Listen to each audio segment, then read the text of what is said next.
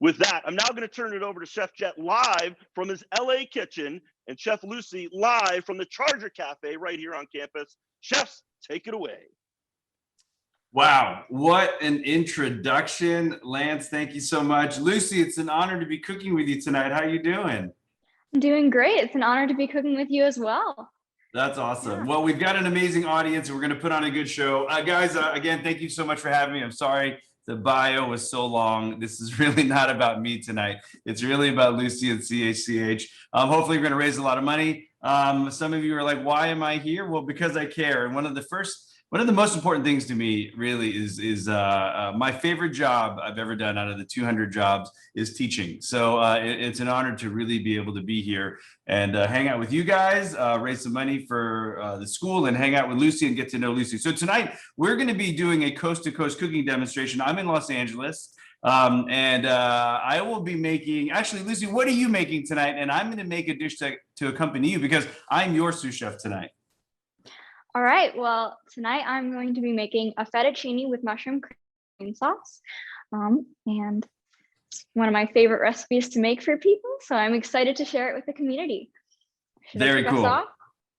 Yeah, you know what? Yeah, I'm just going to say really quick, I'm going to be making, I wanted to do a dish that complemented yours because your dish is one of my favorites. I'm going to do an airline chicken breast, meaning taking a chicken breast and making it really fancy. I'm sure you how to cut it, cook it, and make a really quick pan gravy. But I think you should kick it off. I think you got a lot of cooking to do. And just so you know, guys, I will be monitoring the chat.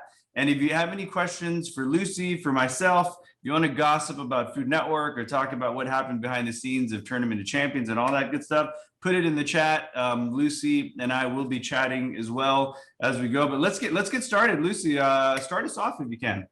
All right, great. So I will start by turning on my burner to medium heat.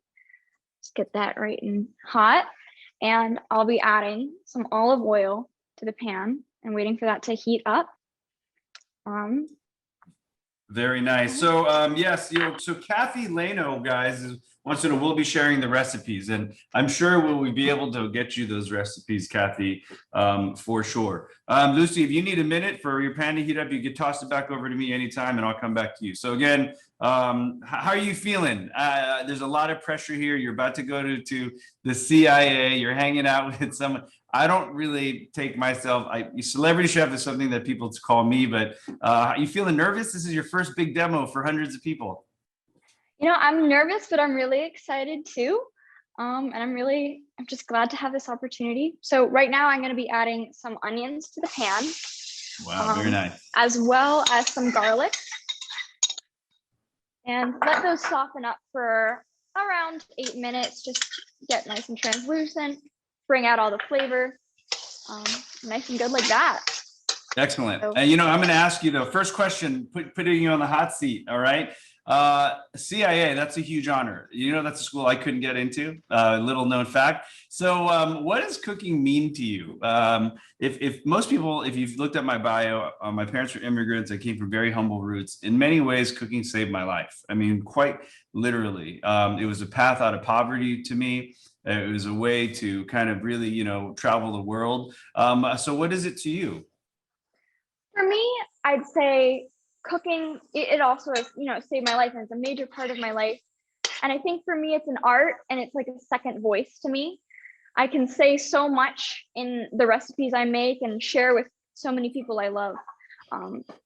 So I think that's what cooking means. Brilliant. So while you're cooking down those onions and garlic, all right, team, I'm switching over to the chicken cam, not the sexiest cam, but important. So I'm basically going to show you how we take a standard fryer chicken and make a $27 chicken breast out of it. If you know what you're doing in fine dining, you can actually turn this chicken into multiple hundreds of dollars. So what I'm doing here is I'm taking just the breast and the wing. All right. There's still the thighs, there's still the other breast. But there's two basic opportunities for an airline breast. What I want to do is I'm going to cut right down the breastbone, and I'm going to just hug that breastbone until I grab that little tenderloin inside. The most important thing about an airline breast is you want to grab the wing along with the actual chicken breast.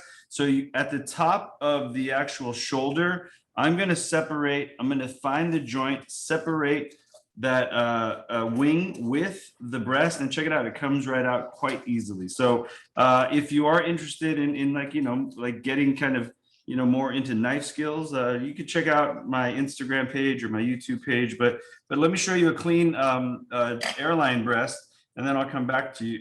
We'll get back to Lucy. Lucy, again, I'm just, I'm cooking along with you. So if you're like, hey, I'm ready for my next step, you just yell it out. All right. Yeah. So cool. So, all right. So check it out. I've taken off the breast. What makes this a pretty airline breast is the little chicken wing is not really pretty to look at. So I'm going to take the chicken wing and split it right at the first joint. Wherever you see a V is a place you can cut.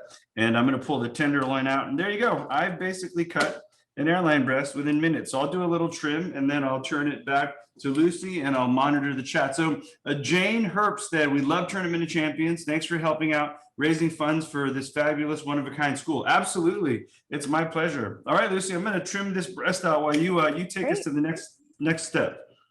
Yeah, so right now the onions are cooking down, the onions and garlic, they look great. So now we'll add our heavy cream. It's got to be nice and careful with that. And add that to the pan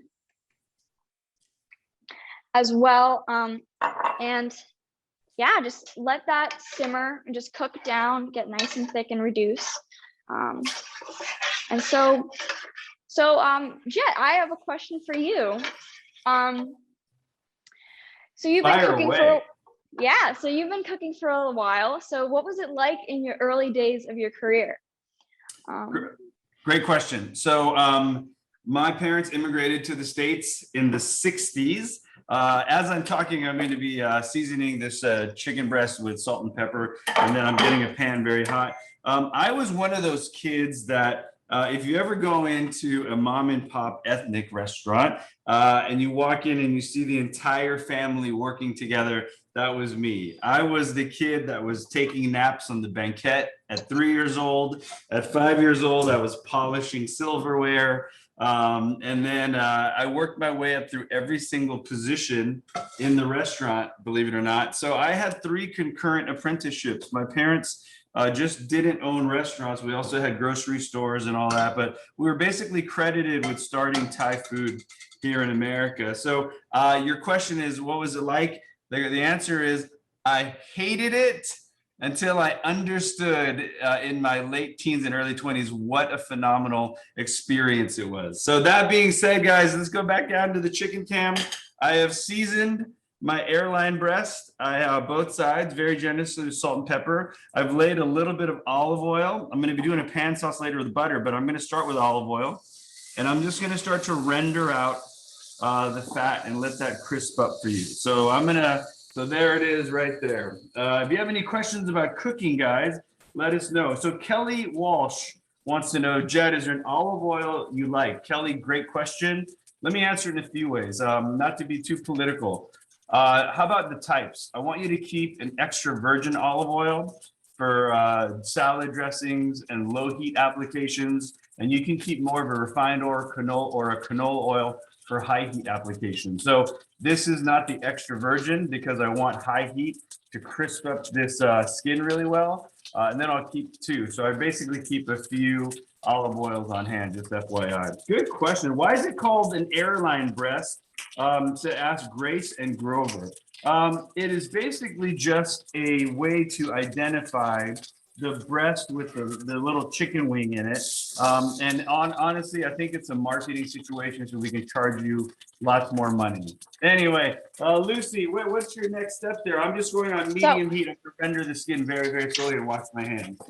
So as this sauce is just bubbling away, simmering, I'm going to add some butter to my other pan and let that melt down. Here, let me get the spoon. Let that melt down. And to the butter, I will be adding cremini mushrooms and shiitake mushrooms. And usually at home, I'll keep some extra butter around with me just because sometimes the mushrooms will really just soak up all that butter, and adding a little bit more butter never hurts a recipe. So, I'll just have that on hand. So just waiting for that to melt down. Ooh, gotta let that sauce a little bit. You're doing And great, by stir the way. that. You are killing Yeah, it. thank you. So Lucy, as the butter's melting and your cream sauce is going out, I really like that you're using mushrooms because they create a lot of earthiness. Did you pre-cook your pasta or are you dropping pasta kind of simultaneously here? Yeah, so we have some pre-cooked pasta with us, but you can make your pasta during while you make this if you're ever making it at home. And sometimes adding a little bit of pasta water into the sauce can help emulsify it. So that means that it'll like coat the pasta better and everything will be a lot more cohesive. So now I'm going to be adding the mushrooms, both types, into this pot and let those simmer or not really simmer, but saute and get nice and cooked. Beautiful. I'm going to ask you a next serious question, by the way. So, I mean, a lot of people like to cook. A lot of people on this stream, a lot of kids, a lot of young people. Was there a moment or an experience that caused you to shift from just kind of casually loving cooking to wanting to pursue it in the industry? I think for me, there wasn't like a specific moment, but I think, yeah, I've just always known that cooking is my passion. And growing up, my family would always tell me, find what you love and find a way to make money out of it. So when I was considering what I was going to do with my future, I was just really thinking about it. And I think the moment I realized that nothing could ever make me stop loving cooking, no amount of like pressure in a kitchen or stress or intensity, I will always love cooking. So that's why I decided to pursue it. That's amazing. You know, you got accepted to the toughest culinary school in America, if not the world. What was that moment like when you actually got your acceptance? It was really unreal. And I mean, it's one of the best in the world. So I was hoping to go, and I was so excited when I found out, and it just felt like so many doors opening at once and so many new paths that I would be able to take in my future. So it was really amazing when I found out. That's brilliant. That's brilliant. All right. So Suzanne Looney says, hey, I see a new Food Network show. It's the Lucy and Jet show. What a great team. So you've got a lot of fans out there, as well-deserved fans. All right, team, I'm going to bring you back into the chicken cam, which isn't always the prettiest cam, but it's getting there. So what's happening is I'm using a pretty heavy bottom pan. I think they're very important. Now, anytime you're cooking poultry like duck or chicken, anything that has fat, it's very, very important that you render the fat on the skin side, because texture is one of those components that is very important to fine dining. So I'm gonna give you two tips. Number one, because the skin has a little fat, you can actually put a little paper towel right into the pan to sop up any kind of fat you've got. You don't want it to linger over the pan because it will catch, but in the pan it's safe, all right? I'm gonna give you a nice extreme close-up of what a beautifully browning chicken breast is going on. And my last tip to you is you don't have to cook any piece of protein 50% and 50% on the other side. As chefs, we learn these little tricks like, once I get that skin to that absolutely beautiful place, and it might take, out of a 10-minute cook, it might take 6 or 7 minutes, and the last 3 minutes can be on the other side. Just remember, you don't have to do a 50-50 cook.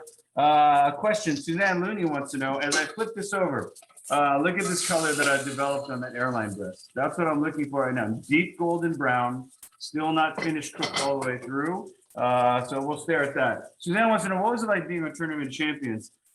Team, if you've never watched Tournament of Champions, it's basically 16 of the best Food Network chefs all battling each other like a kind of a March Madness situation. It was very nerve-wracking, Suzanne, because I'm actually one of the seniors on the spot at close to 50 years old. I didn't know if the rust was a little too tough in my joints, but season 1, I started in position 6 and moved into 3, and then season 2, I went from 3 to 2. I almost took it all the way. So thanks for the questions. Lucy, you rock. Lori Mahler tells you rock. And go ahead and take over. What's your next step over there?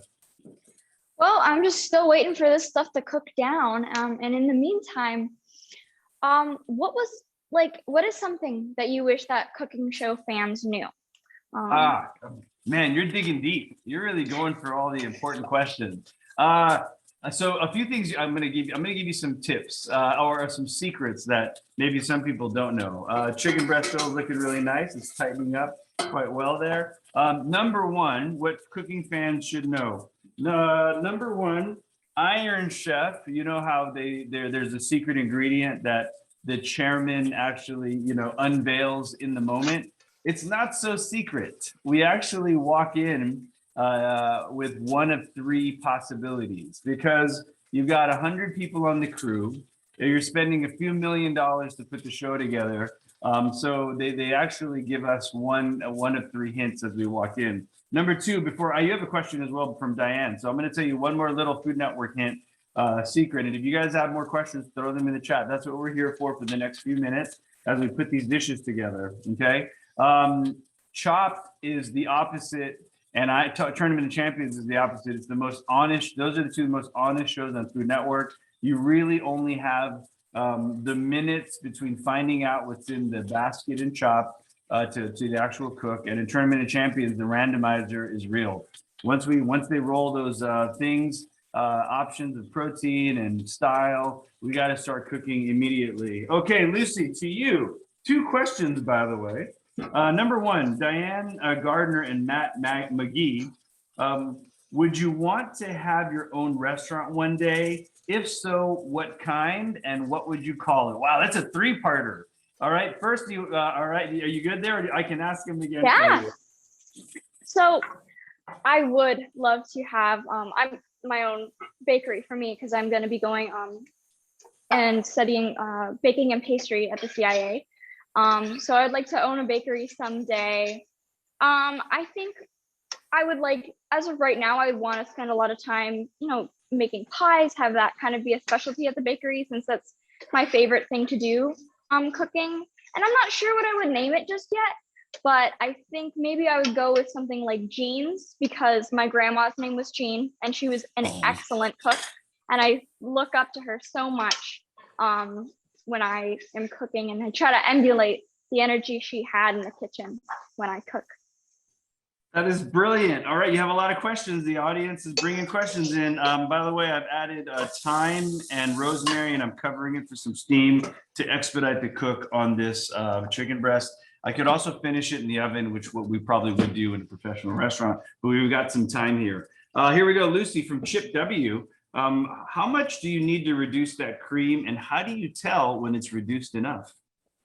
So I reduced the cream pretty, I reduced it a lot. I reduced it about halfway, and you can tell when it's done when you can look at the back of the spoon and it's like nice and thick. If you put your finger through it, it would hold a line, just a clean line, and the rest of the sauce would not come in and fill that in. Same thing happens when you pull it back on the stove too.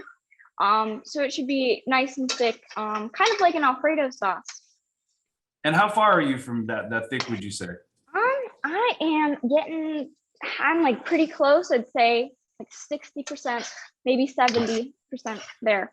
Brilliant. Lucy, Mara Henry says, Lucy's pies are incredible. Never mind her cookies. Man, you are a double threat. So at CIA, are you doing baking and pastry or are you doing cuisine? I'm going to be doing baking and pastry. It was a little bit tricky for me to pick, but I think baking and pastry have always just been my go-tos throughout my life. So I think I'd want to stick in that realm.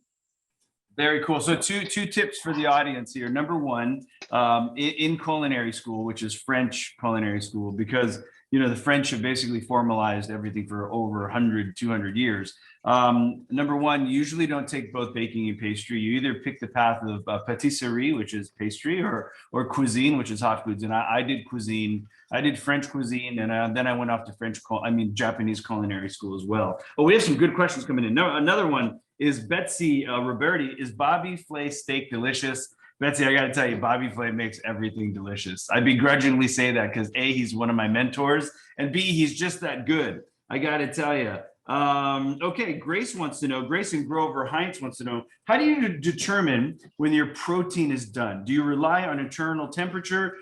Is it science or is it art? Grace, phenomenal question. I'm going to pull out the tool that all good culinarians should use. This is a internal probe thermometer. And so I would say the first few years of your career, you should absolutely use a thermometer. In chicken, we were looking for 160 to 165, 165 being the core target temp.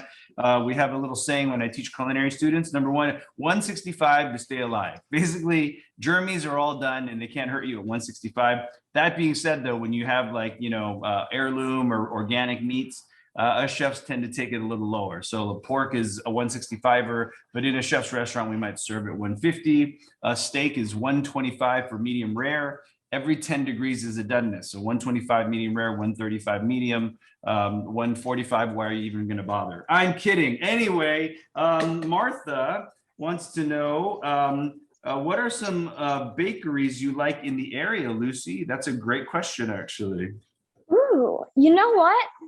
I should explore the bakeries a lot more. I mean, I'm a classic Bostonian. I love Mike's pastries. They do an amazing job. I like Georgetown cupcakes, and I always try and explore more places. Yeah. That's brilliant. Okay, Lucy, from Flick, we are always looking for great talent, so please stay in touch when you enter the CIA. That's from Philip. All right. David wants to know, do you take the meat off the bone before it hits temp or before? David, brilliant question. What we call carryover cooking. So we'd always pull the meat off before the temp, but you have to look at the size of this. So look at this chicken breast. This chicken breast is about 6 to 8 ounces. That's only going to carry, let's say, 3 to 5 degrees. A prime rib, like a full 7-6 rib prime rib, could actually carry up to 20. So brilliant question, guys. I got to tell you. Really smart stuff. Rhonda BL wants to know, what's your favorite international location for cuisine? Rhonda, I definitely am a Japanese food fan. I'm Thai and I'm Chinese and I'm the culinary ambassador to Thailand, but Japan is my place. Absolutely. David McNeil, what brand of thermometer do you recommend? I got to tell you, the Thermapen really kind of is the gold standard. So Thermapen is the way to go right here. I'm at 155, so I'm in a decent place. Lucy, how are you doing there on the cook? Yeah, I am doing pretty well. I finished off the mushrooms. They're all cooked and I salted and peppered them. And the sauce is almost there. It's almost thick enough. So excellent. Yeah. Okay, I have a little question for you, Lucy. Where do you envision yourself in 5 years? Because culinary school is about what? One, you have an externship. Where do you see yourself 5 years? I am not 100% sure on that one. I would love to be in a bakery, working somewhere, cool, getting my start, surrounded by friends and family. And just, I'm just keeping my options open. As much as I'd like to think I have my future planned out, I'm still a senior in high school. So I'm still finding my place in the world, and it can be very ambitious, just looking in the future, but I'm excited to see all the culinary and just life opportunities I'm going to be able to have. Oh, Lucy, all the pressure us grown-ups are putting on you. I'm so sorry. I'm going to give you a little advice, and I think it'll be fun for the audience to hear, because I think a lot of people have young folks that want to be culinarians and are going to culinary school. Never rush to open a restaurant, Lucy. Work for some phenomenal companies like Compass Group. Work for the best to be the best, for sure. Sharon Yamamoto wants to know, what's my favorite Thai dish to make? Sharon, I'm going to be honest with you, because we're hanging out together here in this arena. I'm probably most famous for drunken noodles, but it's not my favorite to make. I would say pad Thai. And I'm going to say pad Thai because I'm just about at temperature, guys. I'm at 1.5. I'm going to pull at 155. I like that. Sharon, I want to say pad Thai because pad Thai is more of an art than a skill, because of the texture of the noodles, the viscosity of the sauce. Pad Thai doesn't play the same every single time you make it. So it's really a constant battle. It's a constant search for perfection. It's very much like making sushi rice. Okay, what do we got here? I'm gonna pull my chicken, guys. Let's get a little close up of what GBD looks like to me. That's my acronym for golden brown delicious. So we've got a nice crispy skin. I've got the little airline breast. That little wing is the signifier of the airline breast. I've got a nice GBD on both sides there. And I'm gonna let this rest because meat must rest to be juicy. If you cut into it too early, all the delicious juices run out and it gets super, super dry. Martha Bodell says, Lucy, that cream sauce is looking amazing. Talk to us about it. Yeah, so it's finally reduced to where it needs to be. So I'm gonna add some fresh thyme and I will be salting and peppering it. Always make sure you season your food with nice, a good amount of salt and pepper. In my family, we love pepper, so we add a lot, but you do what you want. So we're just gonna mix that in and then I'll add in the mushrooms and the pasta. Brilliant. You want to stay on you for a minute, Lucy, or do you want me to take to the next step? You tell me. I'm good with either. You can go to the next step. All right. How about So Grace wanted to know, Chef, what's the most important advice you have for Lucy? Wow. All right. Well, let's see. I'm gonna give you just the high level stuff. It's most important to always stay humble, but know your value, know your worth. Okay. Number 2 is work for the best to be the best. Number 3, first in, last out. You lead by example, and culture starts from the top. I'm not going to get too preachy. I apologize. So if you want to take over, Lucy, you just take it. I'm just building a roux. So in my pan, I've got the chicken bits, flour, and butter. I'm going to add a chicken stock as you take over there. So yeah, so I've just added the mushrooms and can stir those in really quick, get those all coated in the sauce. And then I will add the pasta. And this again has been pre-cooked, so it's all ready to go. And into that, I will be adding some Parmesan cheese and I'll turn it on low once more and just let everything just marry for like a nice minute or so. And then the dish will be ready. lovely. Lucy, Sean, if I butcher your name, I apologize. Mulvehill, again, don't be mad at me, Sean, wants to know from either one of us. I'll ask you first, any common mistakes home cooks make? Common mistakes. I think that sometimes people will rush. And you want, like when you're cooking for dinner or whatever, you're hungry, you just want things to go. I think with a lot of recipes, it's really important to just take things nice and slow. Low and slow is the way to go. And all good things come in time. So same thing goes with your food. I love it. I'm going to add to Lucy. So in my pan here, guys, I've got a roux of butter and flour, which helps pull the beautiful pan bits. I'm adding a little bit of cream to this. And my secret ingredient to a pan gravy is a dash of soy sauce right here. Again, it gives you a nice dark, rich color. It gives you some salt and umami. And I'm going to let that reduce as I answer the question. One fatal error that most home cooks make, and not just home cooks, but chefs as well, and young chefs starting out, they don't season their food enough. They're not seasoning every layer. Salt and pepper the mushroom, salt and pepper the cream, salt and pepper the pasta. So by the time the dish is done, you've built beautiful layers of flavor. So that's mine right now. Okay, Robert Donnelly, what's the easiest fancy main dish to prepare for someone with no experience? Robert, I'll answer first as Lucy thinks about hers. Robert, every cook needs to learn how to roast a chicken, in my opinion, and that can be very fancy. And everyone knows needs to know how to cook a steak in a cast iron pan. Lucy, where are you at? I am done. I'm just gonna be plating up this pasta.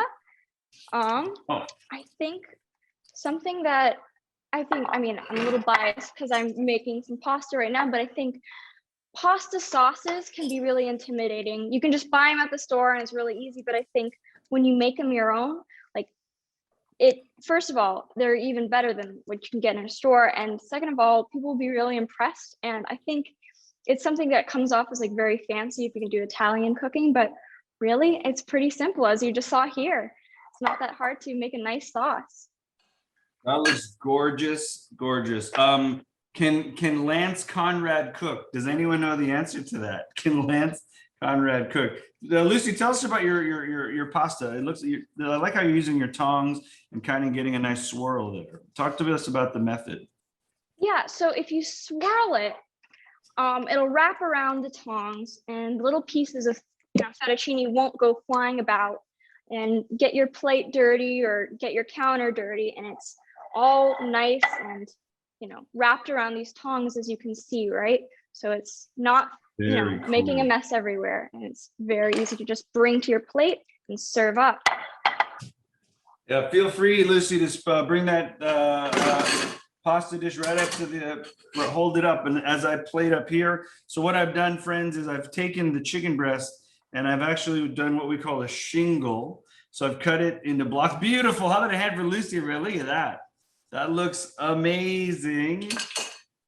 Lovely. I'll plate up my dish at the same time so we can see if there are any final questions here. Amanda Post says, I'm suddenly very hungry. Yes, Lucy, you got full screen. So show that thing off one more time. Oh yeah, here it is. You see it in all its glory. There's all the mushrooms, fettuccine, and the beautiful cream sauce. It's nice and rich and earthy with the mushrooms, and the nice herbal touch of the thyme. So good, everybody says. So good. All right, so I'm going to finish my plate up. So I've shingled out the chicken breast. I've made a very simple pan sauce. Again, I did a roux, and from the roux, I did a chicken stock, and then I basically added a little cream. And look at that. It's very simple. So we decided on these two dishes because they complement each other, and you can kind of see. And for a little garnish situation, I'll take some thyme sprigs.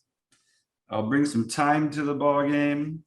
And there it is, friends. Lucy, Kathy wants to know, would you serve that with Parmesan? Would you put a little Parmesan on that? Yes, I would definitely put some Parmesan on top. If you want to add a little extra time, if that's your thing, go for it. But to just add the Parmesan to your taste, and that'll serve up really nice. Yeah. Hey, Lucy, I got to tell you, I've done over 100 TV shows. I've been cooking for about 30 years, and it's rare to find somebody as young and composed and articulate and smart. It's been an honor to cook with you tonight, and I hope you know that your parents, your community, we're all very, very proud of you, and you've got a huge future ahead of you, and you've got us all to lean on if you ever need anything. It was really been brilliant cooking with you. Thank you so much. It's been such a wonderful opportunity cooking with you. I'm so grateful, and you've been so helpful and kind, and hope we meet again. I'm sure we will. Hey, Lucy, let's announce the winners, guys. If you're very happy with the demo, I think you should give this lovely young lady such a huge round of applause. I know we can't hear you, but we can feel it for sure. Let's follow her and support her in her career. As a gift to you guys, we have 3 randomly selected cookbook winners. You're going to be getting one of my 2 best-selling cookbooks. This one is I wrote with my wife, 101 Epic Dishes. The other one is 101 Asian Dishes. Without further delay, here are the winners. You are automatically entered because you're here. Number 1, Guy Pugh and Steve Yakudis, parents of an alum. Congratulations. What you're going to do if you win is I'll get the message of who it is and how to address it. I'm going to sign them. My wife will sign them, and we'll mail them directly to you. Number 2, drum roll, please. William Wheeler, school alum. Number 3, the winner is Taryn and Lee Pinstein or Pinstein, current parents. Well, if you guys want to follow me, I am at Jet Tila on all the platforms. I want to give Lucy the last few moments before we turn it back to Lance. Guys, thank you so much. It was a pleasure cooking with you. Lucy, you are amazing. Why don't you take us out and give us some words and toss it over to Lance. Thank you so much to everyone who showed up. Congrats to all the winners. I hope you enjoy this. Be welcome to try this dish at home. I hope you all enjoy it, and I hope you have a wonderful night.